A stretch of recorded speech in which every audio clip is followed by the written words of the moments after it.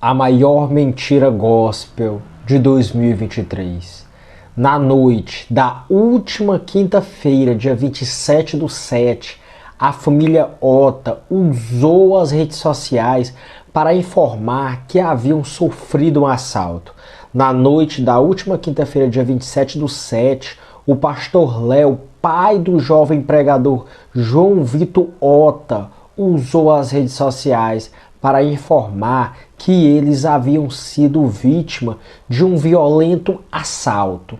No vídeo publicado na conta do Instagram do pregador, o pastor Léo aparece machucado e afirma que João Vitor e o irmão Davi também sofreram agressões dos supostos criminosos. Após as agressões, os bandidos roubaram os pertences da família e também o carro, mas em seguida bateram um veículo que foi rapidamente localizado pelo próprio pastor.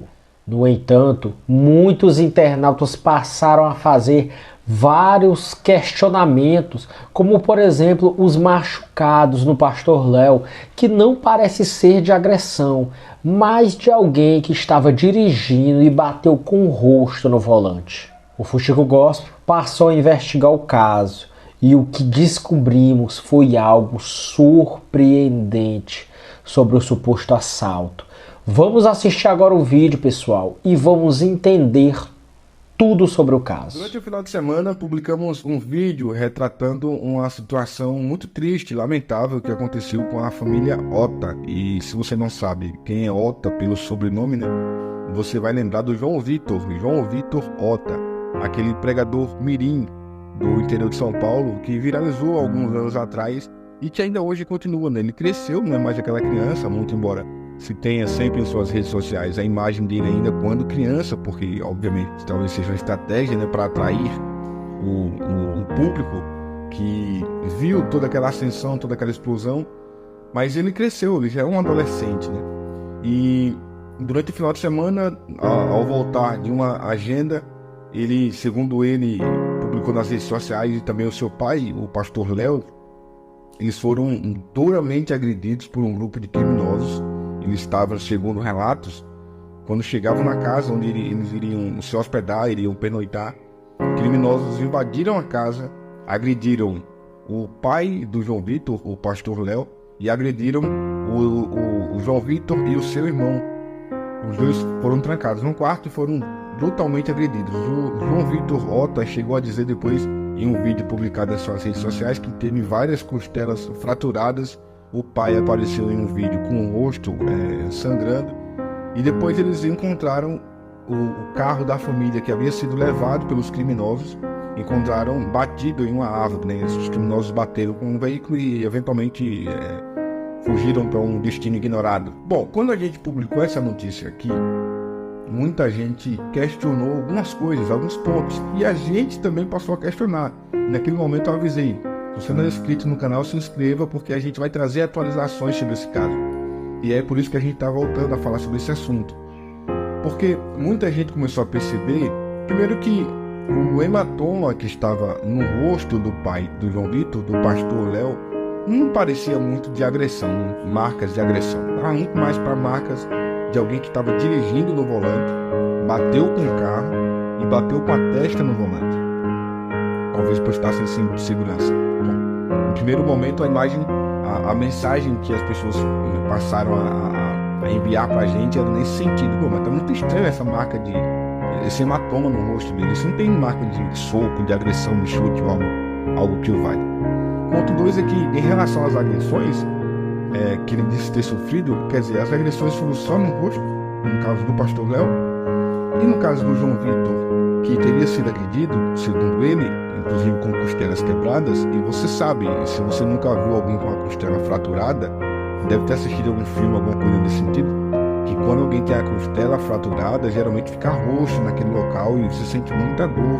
É preciso, obviamente, passar por um atendimento médico urgente, porque isso pode, inclusive, causar hemorragia interna. E, segundo ele, foram várias costelas fraturadas. Bom, a história começa a ficar muito fantasiosa e a gente começou a pesquisar. Pô, peraí, vamos ver até que ponto isso pode ser ter sido dessa forma.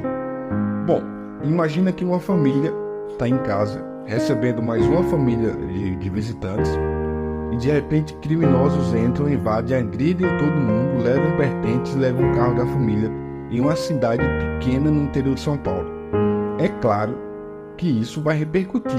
Quando isso acontece, isso é amplamente noticiado. E a gente foi para a internet procurar essa informação da família que foi rendida por criminosos dentro de casa. Mas o fato é que em nenhuma rede social ligada à cidade de Morro Agudo, que é o nome da cidade onde eles estavam hospedados, a gente conseguiu encontrar essas informações. Fomos pesquisar nos portais de notícias, nos sites de notícias da região, idem, não tem absolutamente nada relacionado a esse caso. E aí também pesquisamos sobre família que bateu carro, acidente de carro, também não tem nada. Não conseguimos encontrar nada ligado a esse assunto. E, então, vamos então conversar com pessoas próximas à família Ota para entender o que pode estar por trás disso. Né? Por que as notícias não foram publicadas, como foi a dinâmica desse crime. E aí, 95%, talvez 99% das pessoas com quem falamos disseram, essa história está mal contada. Isso aí não está fazendo muito sentido, não. E aí descobrimos uma situação até estranha, né? É que, primeiro, a informação que obtivemos é que eles não têm carro. Só para conversar a conversa, eles não têm carro, eles estão sem carro há um bom tempo. O último carro que eles tinham não era um carro nem de longe parecido com o carro que aparece, né? Eles aparecem depois do acidente, do suposto acidente. Então, eles não têm carro, segundo informações. Bom, se eles não têm carro, segundo disseram, de quem é aquele carro? Né? A história começa a ficar cada vez mais nebulosa. E aí a gente já tem esses elementos. Né? Primeiro, a marca, o hematoma no rosto. Veja essa imagem que a gente tem. Foi publicado pelo próprio pastor Léo. Isso aqui não parece ser agressão. Isso aqui parece ser uma pancada na região, né, entre os olhos aqui na testa, provocado pelo volante, como se ele estivesse dirigindo e não sendo agredido. Outra coisa, e aí ainda sobre essa situação do hematoma. Hoje ele publicou um vídeo, eu vou reproduzir daqui a pouquinho. Isso aconteceu na madrugada de sexta-feira, né, de quinta para sexta. Esse vídeo aqui foi publicado agora há pouco, alguns instantes, hoje é domingo, alguns instantes nas redes sociais do João Vitor Ota. E você vê que quando alguém leva um soco no olho, por exemplo, fica roxo. E essa marca desse hematoma não some assim tão rápido. Né? Não some assim tão rápido. Então, em 2 dias, ele já ficou sem marca absolutamente nenhuma. Muito estranho. Muito estranho. O João Vitor Ota, por exemplo, já estava pregando na noite de sábado em uma igreja. Basta ver as redes sociais, os stories dele, você vai ver que estava pregando, assim, pulando, cantando, alegre. Alguém que passou por um trauma como esse, alguém que passou por um processo como esse, de agressão, de ficar trancado em um quarto, um adolescente, não é criança, mas um adolescente, trancado em um quarto, sendo agredido por vários criminosos, ver o pai ser agredido, o irmão ser agredido, ele sofreu várias escoriações na região da costela.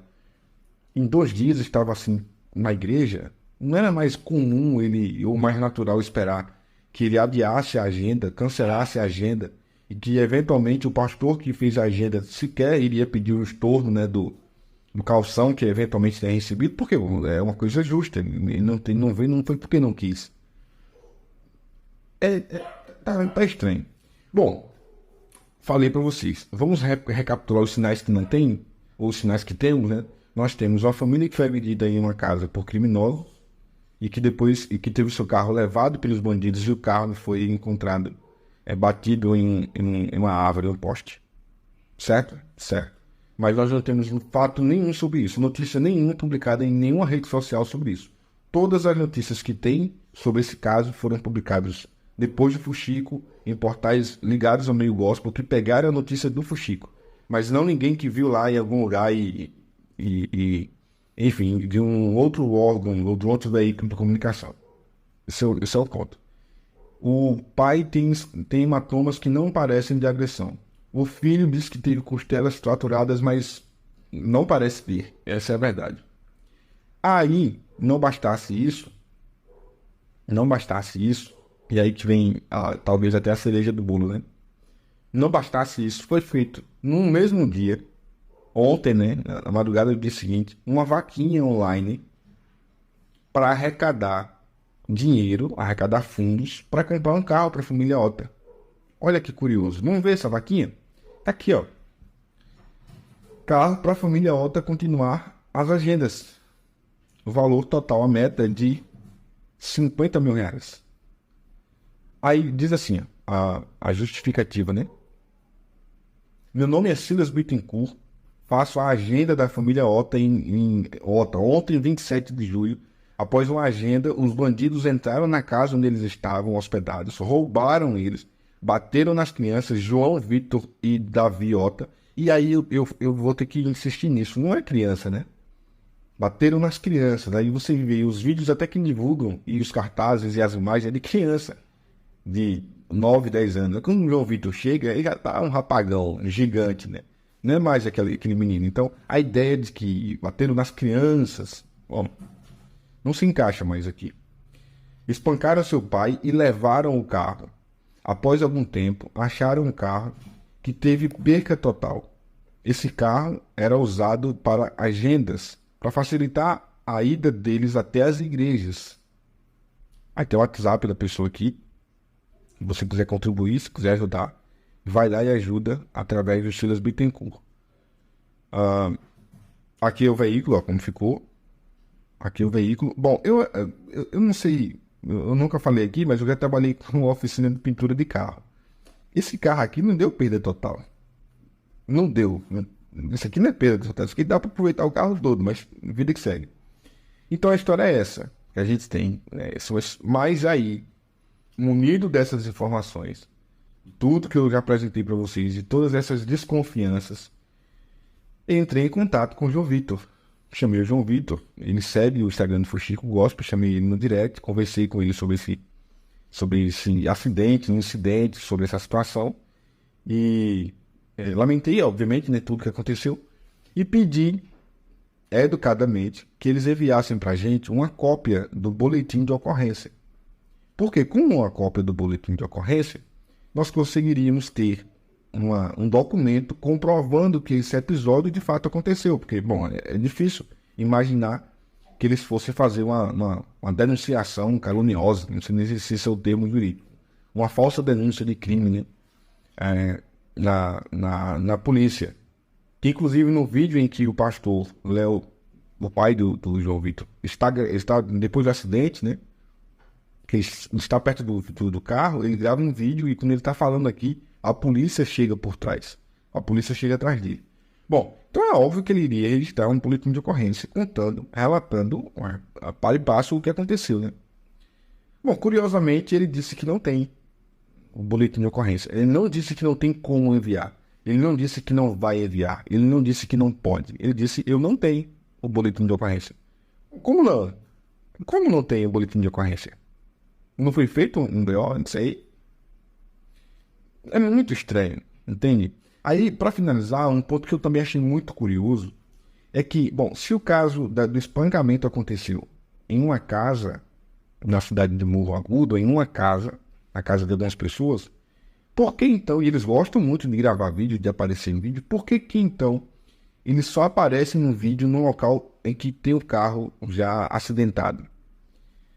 Bom, uma outra pergunta ainda sobre isso. Por que depois de serem agredidos, espancados e brutalmente espancados, né, em uma casa, lá na cidade de Morro Agudo, por que ao invés de ir para o local onde o carro foi encontrado batido, eles não foram para o hospital? O que era de se esperar. Bom, localizar o carro não é função, né, do dono do carro depois que o carro é roubado. Localizar o carro é a função da polícia. Bom, os criminosos atacaram a família, agrediram a família e tudo mais, e levaram os pertences. Eu vou atrás dos pertences? Não, deixo pra lá. Depois eu vou na delegacia, registro o boletim de ocorrência e a polícia que se envie, porque essa é a função, para localizar os criminosos. Se o carro tem seguro, aí, irmão, aí é que nem vou me preocupar. Aí eu só vou simplesmente acionar o seguro igual, o carro foi roubado. Mas primeiro de tudo, eu vou pegar, eu como pai, eu vou me resguardar e resguardar meus filhos e vamos para o hospital. Bandido que vai embora. vamos primeiro cuidar da saúde. Mas não é isso que a gente vê nesse episódio. Então, eu não quero desacreditar de que essa história seja verdade, mas infelizmente, depois de Flor de Lis, a gente passa a desconfiar de muita coisa. E se, e aí é uma opinião minha, se isso for uma fraude, se isso for de fato mentira, para emocionar as pessoas, para arrecadar dinheiro, ou para qualquer outra coisa que valha, ou para movimentar as redes sociais, ou para ficar em evidência de novo, vai saber, vai saber. É preciso que o Ministério Público de São Paulo investigue essa situação, porque aí sim nós temos crianças envolvidas. Talvez os dois filhos não são maiores de idade, mas são adolescentes, mas tem uma criança, tem uma menina na família também. É uma criança que está crescendo, inclusive, seguindo os mesmos passos do irmão, né? E da família em si, da igreja, cantando, ministrando, já fazendo agenda. Então é preciso que o Ministério Público de São Paulo investigue essa situação. O Ministério Público de São Paulo precisa atuar nesse caso.